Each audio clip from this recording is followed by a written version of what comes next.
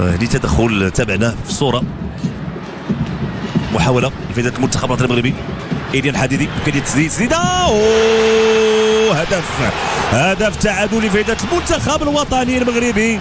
آمن بإمكانياته وبقدراته في الوصول لمرمى والشباك محمد دغرور.